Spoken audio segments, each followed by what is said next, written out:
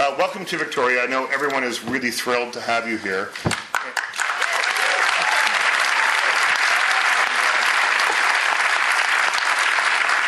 I'm particularly pleased to be able to ask you a few questions. This whole weekend I've spent interviewing film directors and actors and producers for groups of film students. And one of the things that we've been telling these people is that you have to persevere. You can never give up. If you want something bad enough, if you're patient enough, it will happen for you.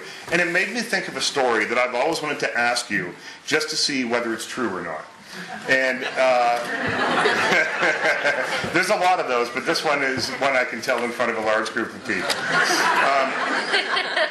You were an aspiring, you Rhodes Scholar, done with your time in the service. You're sweeping floors at a studio in Nashville. Same studio that Bob Dylan recorded Blonde on Blonde in. But you're too shy to talk to him. You can fill in. I'm not going to fill in all the details. But you were trying to get your songs out. You were writing songs. You're trying to get them out, and nobody much would take them. So I'd heard that you got a helicopter somewhere, flew it to Johnny Cash's house, landed on the front yard, got his attention when he came out of the house, and said, "Now that I have your attention, here are my songs." And it's semi-true. It's semi-true? Okay. I knew John for 3 years as his janitor at the recording studio, and I pitched him every song I ever wrote, but he'd never cut one. and it was not the song that John thought it was that I landed in the helicopter. In fact, John wasn't even there. Really? I would never have contradicted him. He was my and is my hero. So. Well, talking about Johnny Cash, I was lucky enough to go to a tribute concert in Nashville at the Grand Ole Opry about 10 years ago, and it was a tribute concert for Johnny Cash and Waylon Jennings. And I somehow wrangled a backstage pass, and I watched the show sitting with Johnny Cash. And he was ill at the time, and people didn't think that he would perform, and that maybe he wasn't going to live that much longer. And you came up and sang Sunday Morning Coming Down, and you got him up to perform. You were the only person of everyone that performed that day that he sang with.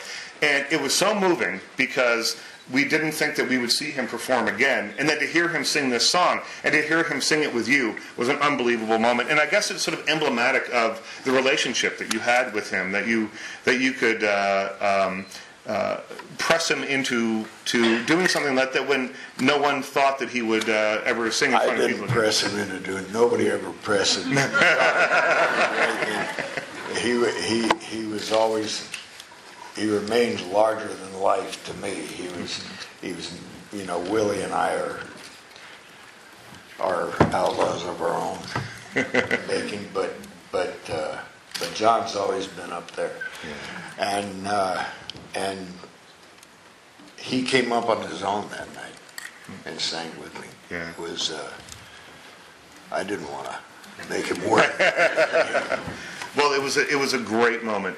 It was a great moment when he cut that song. Yeah. Tell me about that. Yeah, because that was the beginning of it all for you. At the beginning, John had a very powerful television show at the time. Mm-hmm. It was the first time that artists like James Taylor and Joni Mitchell and were coming down and being on a country TV program. I can't hear you.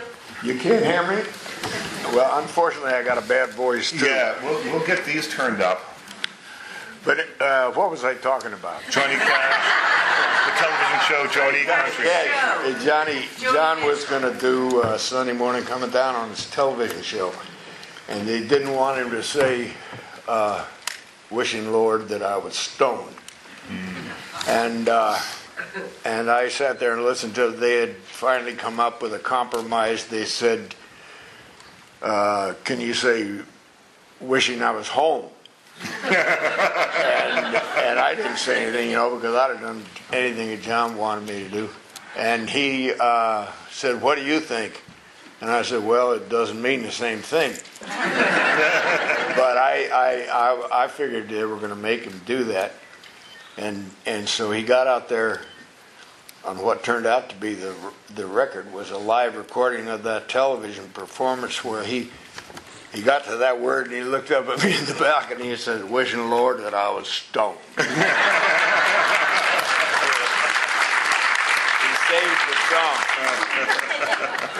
Now, was that what you liked about Johnny Cash? I mean, obviously beyond the great talent and that, but that he was someone who did things his own way and didn't allow anyone to tell him what to do. Was that the thing that drew you to him? I'm sure that was part of it. Yeah. But he was always larger than life. Yeah. He was.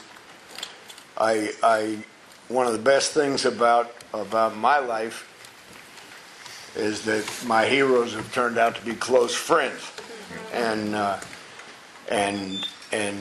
he did as well. But he was never just like one of the guys. Johnny Cash was like something off of Mount Rushmore to me, and he still is. He still is.